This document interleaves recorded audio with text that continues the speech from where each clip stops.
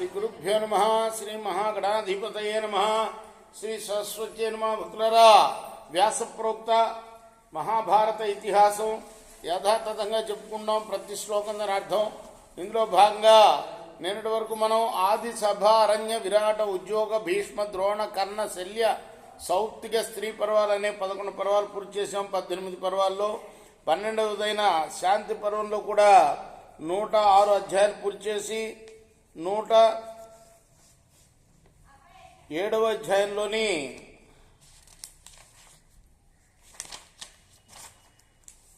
12వ శ్లోకం వరకు చెప్పుకున్నాం. ఈ రోజున 13వ శ్లోకం నుండి కొనసాగిద్దాం. కొనసాగించే ముందు వ్యాస భగవాను ప్రార్థన చేసుకుందాం.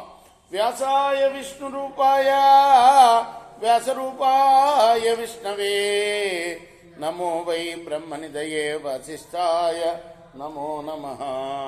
నారాయణం నమస్కృత్య నరం చైవ నరోత్తమం దేవీం సరస్వతిం వ్యాసం తతో జయముదీరయే. సమర్థ సద్గురు సాయినాథ్ మహారాజ్ కీ జై. తత్ర దానేన భిద్యంతే గణా సంఘాత వృత్తయః భిన్నా విమనసః సర్వే గచ్చంచరివ సంభయాత్.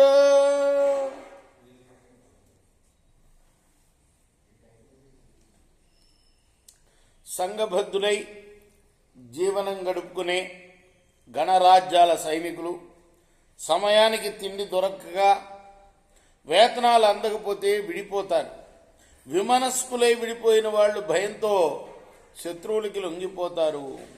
భేదే గణా వినేసుర్హి భిన్నాస్తు సుజః పరై తస్మాత్ సంఘాత యోగేన ప్రయతేరన్ గణా సదా. పరస్పరం విడిపోవడం వల్లనే గణరాజ్యాలు నశించిపోతాయి. విడిపోతే శత్రువులు సులభంగా జయిస్తారు. కాబట్టి గణరాజ్యాలు ఎప్పుడు కూడా సంఘటితంగా ఉంటూ విజయం కోసం ప్రయత్నించాలి. అర్థాశ్చైవాధిగమ్యంతే సంఘాత బల పౌరుషై బాహ్యాశ్చ మైత్రీం కుర్వంతి తేషు సంఘాత వృత్తిషు. సంఘటితమైన బల పౌరుషాలు గలవారికి అభీష్ట ప్రయోజనాలన్నీ కూడా సిద్ధిస్తాయి. సంఘటితంగా జీవనం గడుపుకునే వారితో ఇతరులు కూడా మైత్రిని పాటిస్తారు. జ్ఞానవృద్ధ ప్రశంసంతి శుశ్రూషంతః పరస్పరం వినివృత్తాభిసంధాన సుఖమేధంతి సర్వశః.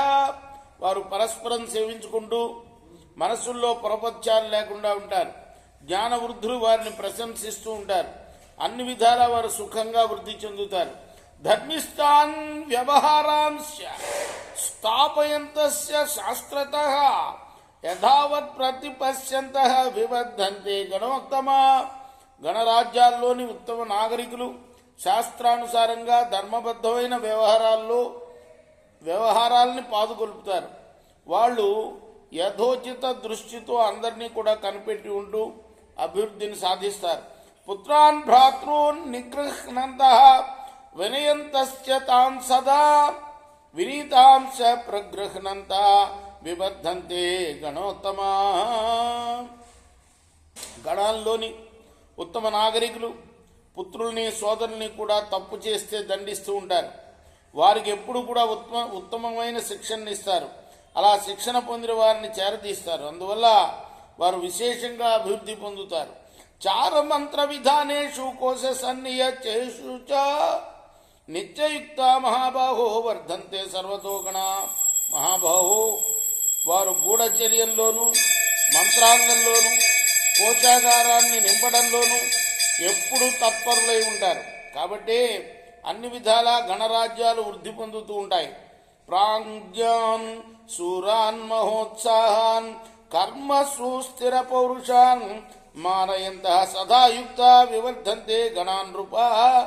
రాజా, ప్రాజ్ఞుల్ని, పరాక్రమవంతుల్ని, మహోత్సాహంతో పనులు చేసేవాళ్ళని, స్థిరమైన పౌరుషం ప్రకటించే వారిని గౌరవిస్తూ గణరాజ్య సదస్సులు ఎప్పుడు కూడా ప్రయత్నశీలురై ఉంటారు. కాబట్టి గణరాజ్యాలు వృద్ధి పొందుతున్నాయి. ద్రవ్యవంతస్య శూరాశ్చ శస్త్రజ్ఞ శాస్త్రపారగా కృచ్ఛా స్వాపత్సు సమ్మూఢాన్ గణా సంతారయంతితే. గణరాజ్యంలోని నాగరికులందరూ కూడాను ధనవంతులు, పరాక్రమవంతులు, శస్త్రప్రయోగం తెలిసిన వారు, శాస్త్రపారంగతులు,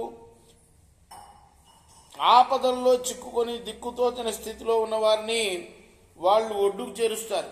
క్రోధో భేదో భయం దండ కర్షణం నిగ్రహోవద నయచ్చర్విషం సజ్జ గణాన్ భరత సత్తమా. ఓ భరత శ్రేష్ఠ, క్రోధం, భేదం, భయం, దండన, బలహీనపరచడం, వధించడం ఇటువంటి గుణాలు పుడితే గణరాజ్యాలు వెంటనే శత్రువుకు లోబడిపోతాయి. తస్మాన్ మానయతవ్యాస్తే గణముఖ్య ప్రధానత లోకయాత్రా సమాయత్త భూయసి తేషు పార్థివ. రాజా, కాబట్టి ప్రధానంగా గణముఖ్యులు నీకు సన్మానింపదగిన వాళ్ళు. లోకయాత్ర అంతా కూడా ఎక్కువగా వారిందే సమాయత్తమై ఉంటుంది. మంత్రగుప్తి ప్రధానేషు చారస్యామిత్రకర్షణ నా గాణా కృష్ణతో మంత్ర శ్రోతుమర్హంతి భారత. ఓ భరతకుమార, గణరాజ్యాల వారందరూ కూడా రహస్యాన్ని వినడానికి తగిన వారు కాదు. వాళ్లలో ప్రధానులు మాత్రమే మంత్రాంగాన్ని రహస్యంగా ఉంచడానికి, చారులుగా నియమించడానికి తగిన వాళ్ళు సుమా.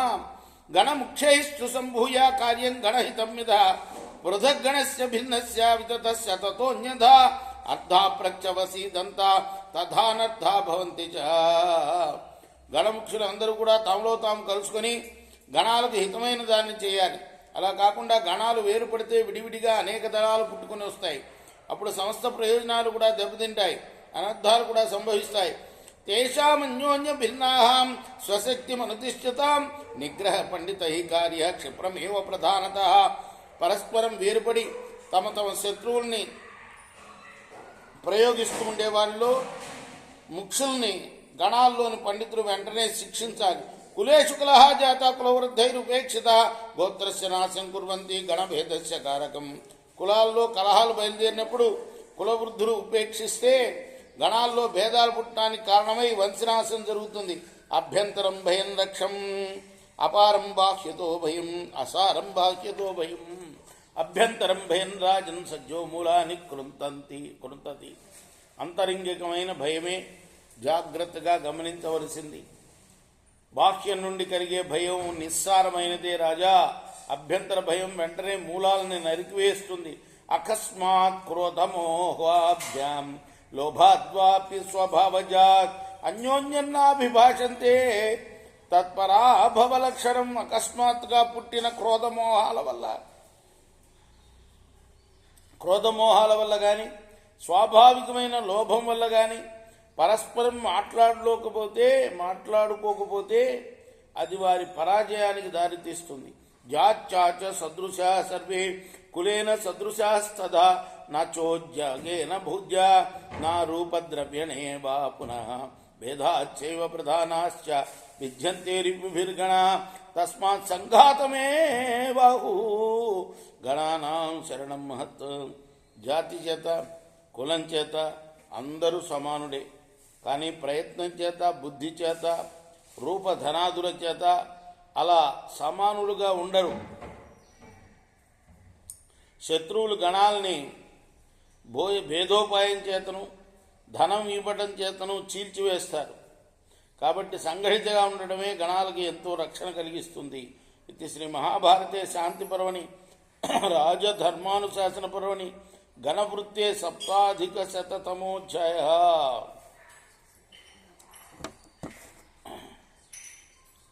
కృష్ణార్పణంస్తు సాయి కృష్ణార్పణం. స్వస్తి ప్రజాభ్య పరిపాలయంతాం న్యాయేన మార్గేణ మహిమహీష. గోబ్రాహ్మణేభ్య శుభమస్తు నిత్యం. లోకా సమస్తా సుఖినో. కృష్ణార్పణమస్తు సాయి కృష్ణార్పణమస్తు.